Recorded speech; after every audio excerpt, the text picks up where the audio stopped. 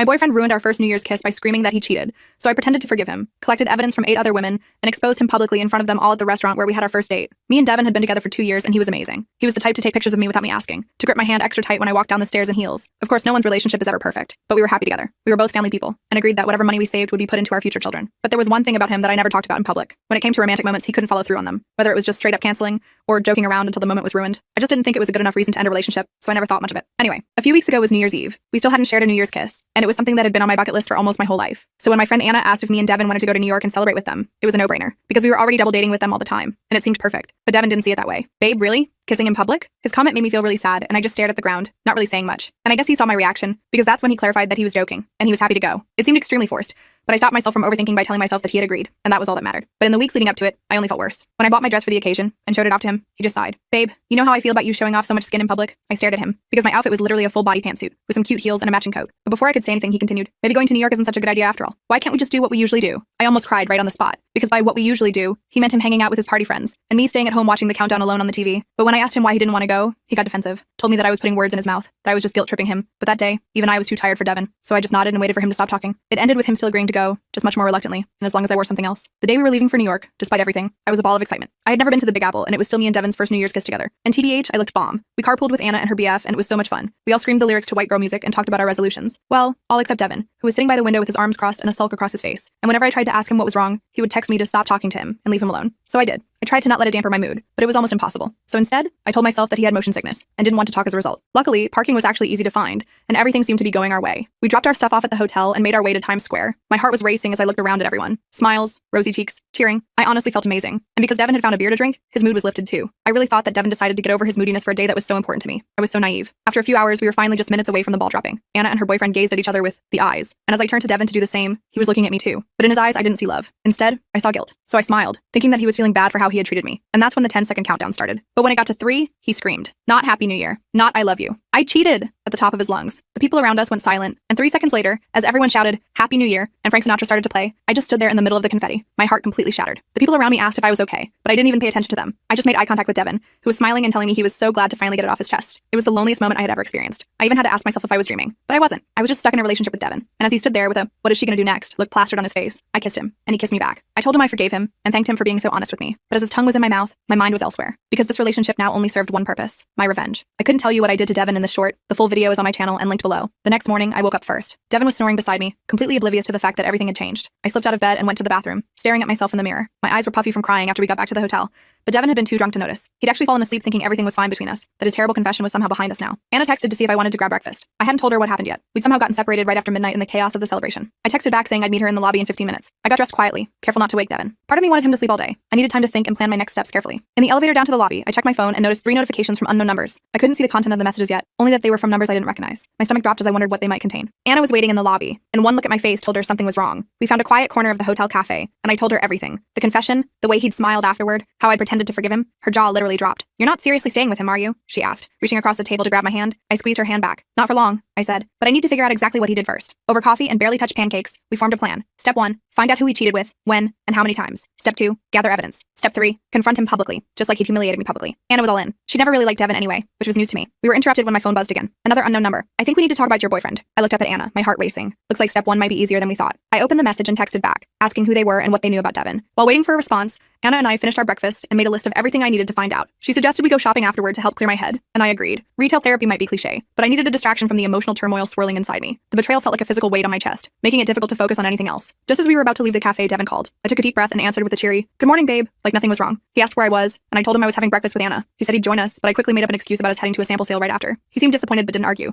which was somewhat surprising given his usually persistent nature whenever we were apart. "We'll meet you back at the hotel in a couple hours," I promised, trying to sound normal. "Love you." After hanging up, Anna stared at me, clearly impressed by my composure. That was impressive. I couldn't have sounded that nice. I shrugged, tucking my phone away. Theater kid in high school. Guess those skills finally came in handy. What I didn't mention was how much my hand was trembling, or how the false cheerfulness in my voice had left a bitter taste in my mouth. While browsing through shops in Soho, examining racks of clothing I couldn't really focus on, my phone buzzed with a reply from the unknown number. "My name's Rebecca. I work at Devin's office. We hooked up at the company party last month, but he told me you two were on a break. Found out yesterday that was a lie. I'm not the only one." My hands were shaking so bad I had to show the phone to Anna instead of trying to read it out loud.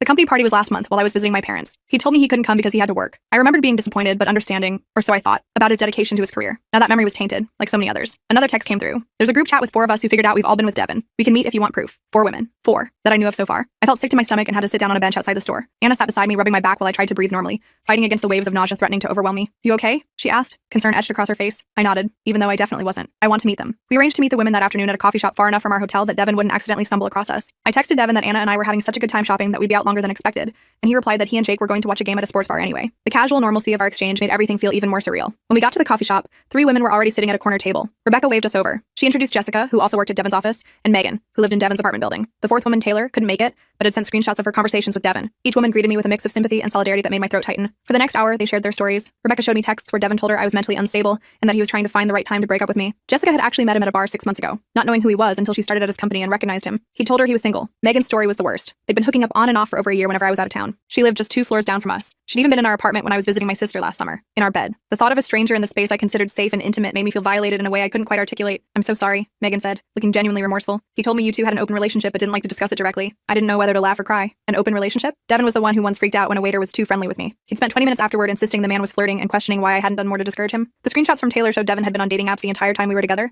They'd matched just a month after we started dating and had met up several times. My head was spinning with all this information. These were just 4 women who happened to find each other. How many more were there? The question hung in the air, unspoken but painfully present. What are you going to do? Jessica asked, stirring her now cold coffee absently. I took a deep breath. I'm going to ruin him like he ruined my New Year's, but I need more evidence first. The women all agreed to help. They added me to their group chat and promised to send any additional proof they had. Rebecca even offered to check with other coworkers she suspected might have stories too. By the time Anna and I headed back to the hotel, I had a plan forming. We'd be heading home tomorrow, and I needed to keep up the act until then. The drive back would be awkward, but I could manage it. Once home, the real work would begin. I felt a strange calm settling over me, the kind that comes not from peace but from absolute clarity of purpose. When we got back to the hotel, Devin was already there, sprawled on the bed watching TV. He smiled when I walked in, like last night never happened. I forced myself to smile back and asked about his day, all while thinking about Megan in our bed. The mental image made me want to strip the sheets and burn them. Did you buy anything? He asked, nodding at my shopping bags. I pulled out a blue sweater I'd bought. Nothing special, but it gave me something to talk about. Do you like it? It's nice, he said without really looking at it. Hey, about last night. Here it comes, I thought, the attempt to justify himself. I was pretty drunk, he continued. I hope you're not still upset. It was just a one-time thing, you know? A mistake. It didn't mean anything. A one-time thing.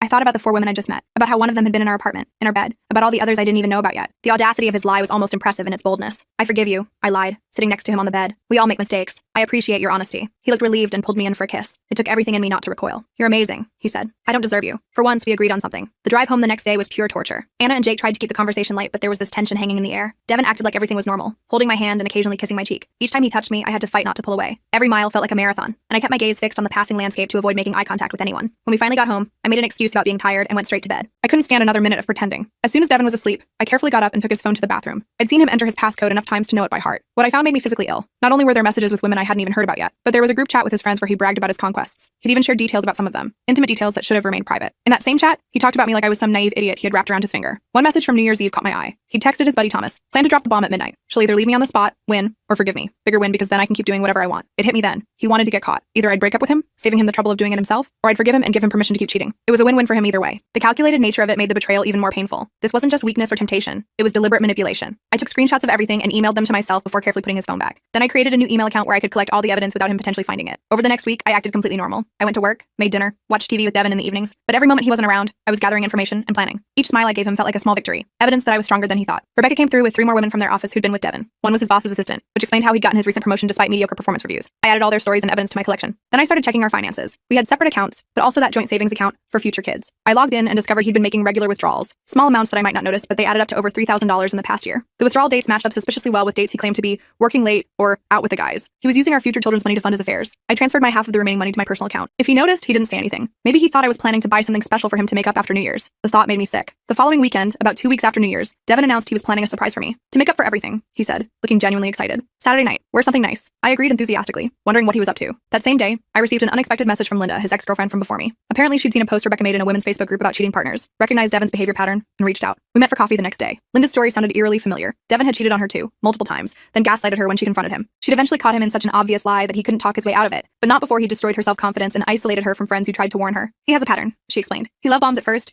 then slowly breaks down your confidence while building himself up as the perfect boyfriend. Then the cheating starts, but he's already got you convinced you can't do better than him. It was like she was reading the story of my relationship aloud. Every manipulative tactic, every red flag I'd ignored, she'd experienced them all too. The final phase is the discard, she continued. When he gets bored or you get too close to catching him, he creates a scene to end things in a way that makes him look like the victim or hero. I thought about his confession at New Year's, about the text to his friend saying it was a win-win situation for him, about this mysterious surprise he was planning for the weekend. I think he's planning to break up with me on Saturday, I said. Linda nodded. That would fit his pattern. My guess is he'll do it somewhere public so you can't make a scene. He'll make it about how he can't live with the guilt of hurting you or something equally martyrish. That made perfect sense. He was setting up a grand finale where he'd come out looking like the remorseful guy who just couldn't help himself, but at least had the courage to end things honorably. Meanwhile, I'd be the poor, blindsided girlfriend everyone would pity. Not if I could help it. I need your help, I told Linda. I have an idea, but I'll need backup. By Saturday evening, everything was in place. I spent extra time getting ready, wearing the dress I'd originally bought for New Year's Eve. The one Devin had claimed showed too much skin. My hair and makeup were perfect. When I emerged from the bedroom, Devin actually whistled. You look amazing, he said, looking slightly uncomfortable. Maybe a bit overdressed for where we're going, but where are we going? I asked innocently. It's still a surprise, he said with a smile that didn't reach his eyes. We should head out though. We have reservations at 8. The restaurant turned out to be Romano's, an upscale Italian place where we had our first date. Very symbolic. Ending things where they began. I had to give him credit for the theatrics. As we were seated, I noticed at least 3 women I recognized from the group chat with tables nearby. Anna and Jake were seated near the bar. Linda was by the window with her roommate. Even Devin's boss's assistant was there, pretending to be on a date with her brother. Everyone had been assigned positions like this with some kind of spy movie. Devin ordered a bottle of expensive champagne. To new beginnings, he said when our glasses were filled. To the truth coming out, I countered with a sweet smile. He looked momentarily confused, but clinked glasses with me anyway. Throughout dinner, he seemed increasingly nervous, checking his watch and fidgeting with his silverware. I chatted happily about work, friends, future plans, acting like I had no idea what was coming. Finally, after we'd finished our main course but before dessert, he reached across the table for my hand. There's something I need to tell you, he began, his face taking on that practiced guilty expression I now recognized as completely fake. I've been doing a lot of thinking since New Year's. Before you continue,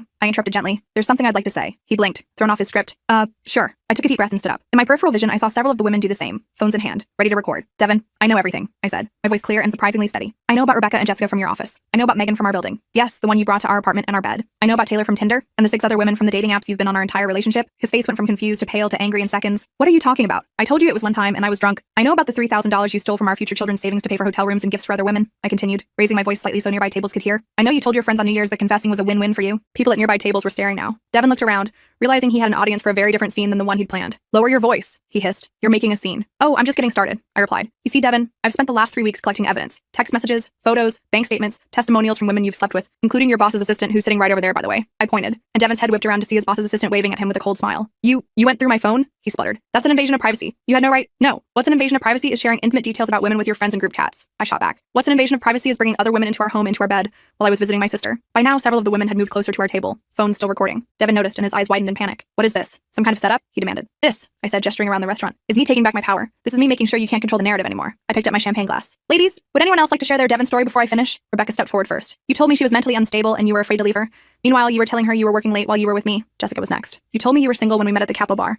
Then when I started working at your company, you begged me not to tell anyone because you were allegedly just about to break up with your girlfriend. One by one, 7 women shared brief versions of their experiences with Devin, who sank lower in his chair with each story. By the end, he wasn't even trying to defend himself anymore. I turned back to him. I've already moved my things out of the apartment. My name isn't on the lease, so it's all yours. I've separated our finances. I've told everyone who matters the truth. And now, I get to walk away from you with my head held high, surrounded by new friends who helped me see you for who you really are. I raised my glass one last time. To new beginnings. My new beginning without you. Then I turned and walked out of the restaurant, followed by Anna, Linda, and all the other women. Behind us, I could hear scattered applause from other diners who'd witnessed everything. Outside, I finally let myself shake with the adrenaline of it all. Anna hugged me tight. That was badass. She whispered in my ear. How do you feel? I took a deep breath of the cold winter air, like I just got the best New Year's gift ever. My freedom. As we walked away together, my phone buzzed with a message from Devin. You're going to regret this. No one will ever believe you. I showed it to the women around me, and we all burst out laughing. Rebecca held up her phone where she'd been recording. I think we have plenty of people who already do. I deleted his message without responding. He didn't deserve another second of my time or energy. Instead, I linked arms with my new friends and suggested we go find somewhere to celebrate properly. You know, Linda said as we walked, there's a great view of the city from the rooftop bar at the Regent. Perfect place for new beginnings. I smiled, feeling lighter than I had in years. Lead the way. The rooftop bar at the Regent was exactly what I needed. We got a table near the edge with this insane view of the city lights. I'd never felt so free before. Linda ordered a round of drinks for everyone while I just sat there taking it all in. The weight that had been sitting on my chest for the past 3 weeks was finally gone. To fresh starts, Anna said, raising her glass. We all clinked glasses and I took a long sip of my drink. The alcohol burned a little going down, but it felt good, warm, real. So what happens now? Jessica asked, leaning forward. I shrugged. Honestly, I have no idea. I didn't think past tonight. You should take some time for yourself, Linda suggested. After what he put you through, you deserve it. She was right. I'd spent 2 years molding myself to fit what Devin wanted. Always walking on eggshells, always questioning if I was being too much whenever I got excited about something, always dimming my light so he could shine. My phone buzzed again. Another text from Devin. I'm outside your sister's place. We need to talk. I showed Anna the message and she frowned. How does he know where your sister lives? I don't know, I admitted. I never told him that's where I moved my stuff. During our relationship, I'd been careful about keeping my sister's address private, especially after she had issues with a stalker last year. I'd always met my sister at restaurants or my place. Devin had never been to her apartment. Rebecca looked concerned. Maybe you should call your sister and warn her? I nodded and stepped away from the table to make the call. My sister Rachel answered on the 3rd ring. Hey, what's up? Aren't you supposed to be confronting the cheater right now? Already did, I said. Listen, is Devin outside your apartment building? What? Number? At least I don't think so. Let me check. I heard her footsteps and the sound of blinds being moved. Nope, no sign of him. Why? He just texted saying he's outside your place. Wanted to freak me out, I guess. Rachel scoffed. What a loser. Don't worry, he's not here. And if he shows up, I'll call the cops. I've got your back. After reassuring me one more time that she was fine, we hung up. I went back to the table feeling uneasy. He's not there, I told the group. He was just trying to scare me. Classic manipulation tactic, Linda said knowingly. He's trying to regain control. When you took away his power to dictate the narrative, you took everything from him. Block his number, Megan suggested.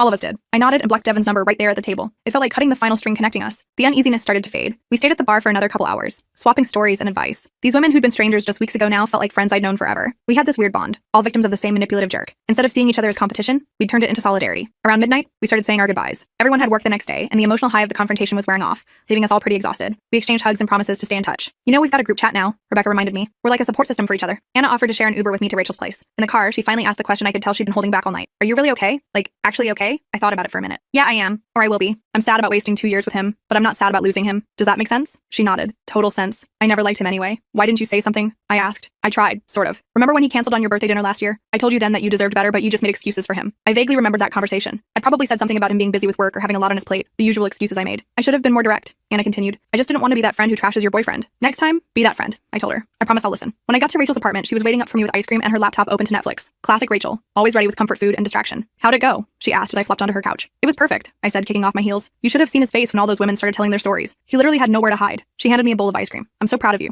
That took serious guts. I couldn't have done it alone, I admitted. Having everyone there made all the difference. We stayed up another hour watching some mindless comedy before I finally crashed in her guest room. For the first time in weeks, I slept without waking up every hour to check my phone or plan my next move. The next morning, I woke up to several texts from the women in the group chat. They'd created a shared photo album of all the pictures and videos from last night. Seeing Devin's face as each woman told her story was even more satisfying the second time around. I spent the next few days figuring out what came next. I had to find a new apartment, obviously. Rachel's place was great for temporary crashing, but her one bedroom wasn't meant for 2 people long term. I needed to update my address everywhere, get a new routine going. On Wednesday, I got a call from an unknown number. Normally I wouldn't answer, but something told me I should. Hello? Is this Alexandra? A woman's voice I didn't recognize. Yes. Who's this? My name is Patricia. I work with Devin. My stomach tightened. Oh, I just wanted to let you know. He's been fired. I sat down on Rachel's couch. What? Why? After what happened Saturday night, his boss's assistant showed their conversation history to HR. Turns out sleeping with your boss for a promotion is against company policy. Who knew? Her sarcasm was thick. Anyway, he was escorted out yesterday. Thought you might want to know. I thanked her for the information before hanging up. I hadn't expected that. I hadn't been trying to get him fired. I just wanted him to face the truth of what he'd done. But actions have consequences, I guess. I texted the news to the group chat. The responses came flooding in, ranging from karma to, well, if it isn't the consequences of his own actions. It felt like closure somehow. The next few weeks flew by in a blur of apartment hunting and job interviews. I decided to look for a new position too, not because I needed to, but because I wanted a fresh start all around. Plus, my current office was only a few blocks from Devin's former building, and I didn't want to risk running into him on lunch breaks. I found a cute studio apartment across town and a promising job at a marketing firm that actually paid better than my current position. Things were falling into place faster than I expected. 1 month after the confrontation, I was moving into my new place when my phone rang. Anna was calling to check in. How's the move going? Almost done, I said, looking around at the boxes still needing to be unpacked. The important stuff is set up. Bed, coffee maker, Wi-Fi. The essentials, she laughed. Listen, we're having a little get-together at my place tonight. Nothing fancy, just drinks and snacks. The whole group is coming. Want to join? The whole group meant the Devin survivors, as we'd started calling ourselves. We'd kept in touch regularly, supporting each other through the aftermath. I'd love to, I said. What time? Around 8. And hey, I invited this guy from my office, Jordan. He's super nice, not a player. No pressure at all, just thought you might want to meet new people. I hesitated. The idea of meeting someone new so soon after Devin made me nervous. But then I reminded myself that I didn't need to jump into anything. Meeting someone new didn't mean dating them. Sure, why not? I'll be there. I spent the rest of the day unpacking and arranging my new space. It felt good having a place that was just mine. No one else's clothes in the closet, no one else's preferences to consider when decorating. Just me. When I arrived at Anna's that night, everyone was already there. Linda brought homemade cookies. Jessica brought some fancy wine. Rebecca was showing Megan pictures of the puppy she'd just adopted. It felt like a real girls' night except for Jordan, who was chatting with Anna's boyfriend in the corner. Anna introduced us, and I immediately noticed he wasn't my usual type. Where Devin had been loud and attention-seeking, Jordan was quiet and thoughtful. He asked questions and actually listened to the answers instead of waiting for his turn to speak. We ended up talking for most of the night. Not flirting, just genuine conversation. He told me about his job in graphic design, his love of hiking, his close relationship with his sisters. I told him about my new apartment and job. Neither of us mentioned past relationships. At the end of the night, he asked for my number. Maybe we could get coffee sometime? As friends, he added quickly. No pressure. I appreciated that. I'd like that, I said, and meant it. Later, as Anna and I cleaned up after everyone left, she nudged me. So, what did you think of Jordan? He seems nice, I said cautiously. Really nice, actually. But I'm not ready to date yet. I need more time. She nodded. That makes sense. Just don't let what Devin did keep you from ever trusting again, okay? Not everyone is like him. I know, I said. I'll get there. Just not today. And that was the truth. I wasn't ready to dive into something new. But for the first time since New Year's Eve, I could imagine a future where I might be, where I could trust someone again, where my heart would be open to possibilities. That night, in my new apartment, I pulled out the journal I'd started keeping after the breakup. I wrote about the evening, about meeting Jordan, about how I was feeling. At the end, I added, I don't know what happens next, but for the first time in a long time, I'm excited to find out. And whatever it is, it'll be on my terms. I closed the journal and looked around at my new place, my fresh start. It wasn't perfect. There were still boxes everywhere, and I hadn't figured out where to hang all my pictures. But it was mine. And right now, that was exactly what I needed.